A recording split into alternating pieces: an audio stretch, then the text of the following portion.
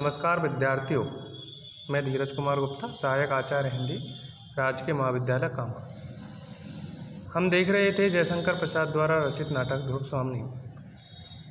ध्रुव स्वामिनी में शिखर स्वामी, ध्रुव स्वामिनी और रामगुप्त के संवाद के पश्चात ध्रुव स्वामिनी शिखर स्वामी व अन्य दास दासियों के सामने ये कहती है कि एक महारानी से आपकी वार्ता हो चुकी है।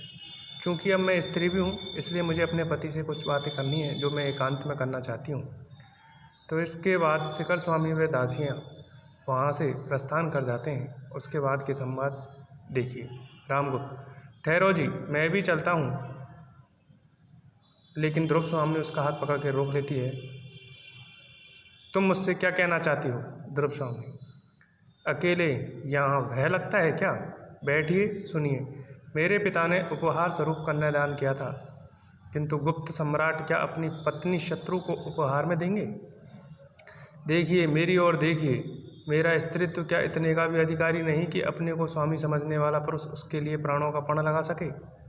रामगुप्त: तुम सुंदर हो, ओहो कितनी सुंदर, किंतु सोने की कटार पर मुग्ध होकर उसे कोई अपने हृदय में डुबा नहीं सकता। तुम्हारी सुंदरता, तुम्हारा नारीत्व अमूल्य हो सकता है, फिर भी अपने लिए मैं स्वयं कितना आवश्यक हूँ, कदाचित तुम यह नहीं जानती हो। ध्रुव स्वामिनी: मैं गुप्त कुल की वधू होकर इस राज परिवार में आई हूँ इसी विश्वास पर। रामगुप्त: वह सब मैं नहीं सुनना चाहता। ध्रुव स्वामिनी: मेरी रक्षा करो, मेरे और अपने गौरव की रक्षा करो। राजा, आज मैं शरण की प्रार्थनी हूँ। मैं स्वीकार करती हूँ, आज तक मैं तुम्हारे विलास की सहचरी नहीं हुई, किंतु वह मेरा अहंकार चूर्ण हो गया। मैं तुम्हारी होकर रहूँगी। राज्य और संपत्ति रहने पे राजा को, पुरुष को बहुत सी रानियाँ और स्त्रियाँ मिलती है, किंतु व्यक्ति का मान नष्ट होने पर फिर नहीं मिलता। रामगुप्त: ओह, तुम्हारा यह घातक स्पर्श बहुत ही उत्तेजनापूर्ण है। मैं नहीं, तुम मेरी रानी नहीं, जाओ, तुमको जाना पड़ेगा। तुम उपहार की वस्तु हो, आज मैं तुम्हें किसी दूसरे को देना चाहता हूँ, इसमें तुम्हें क्यों आपत्ति हो? ध्रुव स्वामिनी: निर्लज्ज, मदप, कलीब, ओह, मेरा कोई रक्षक नहीं, मैं अपनी रक्षा स्वयं करूँगी। मैं उपहार में देने की वस्तु शीतलमणि नहीं हूँ, मुझ में रक्त की तरम लालिमा है, मेरा हृदय उष्ण है, उसमें आत्मसम्मान की ज्योति है, उसकी रक्षा मैं ही करूँगी। रामगुप्त: तो क्या तुम मेरी हत्या करोगी?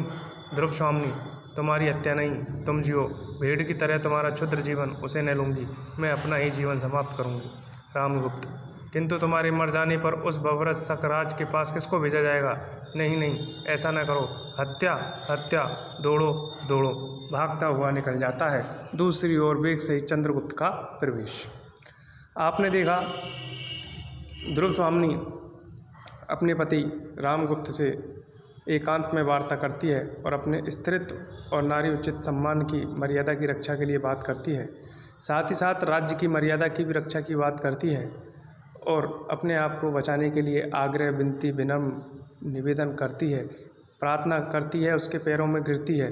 लेकिन रामगुप्त इन सब चीज़ों से दूर हटते हुए, वह तो केवल स्वयं और अपने राज्य को बचाना चाहता है, राज्य भी क्या, वह तो अपनी रक्षा करना चाहता है। और वह इस प्रकार ध्रुव स्वामिनी के प्रस्ताव को ठुकरा देता है। तो ध्रुव स्वामिनी भी अपनी जीवन लीला को समाप्त करने का प्रयत्न कर लेती है। तो उसमें भी फिर संधि नियमों के अनुसार शकराज को तो ध्रुव स्वामिनी चाहिए, वह नहीं मिलती है। ऐसी स्थिति में रामगुप्त वहाँ से दौड़कर चला जाता है और चंद्रगुप्त का प्रवेश होता है। आगे की कथा कल वर्णित करेंगे। आज के लिए इतना ही। धन्यवाद।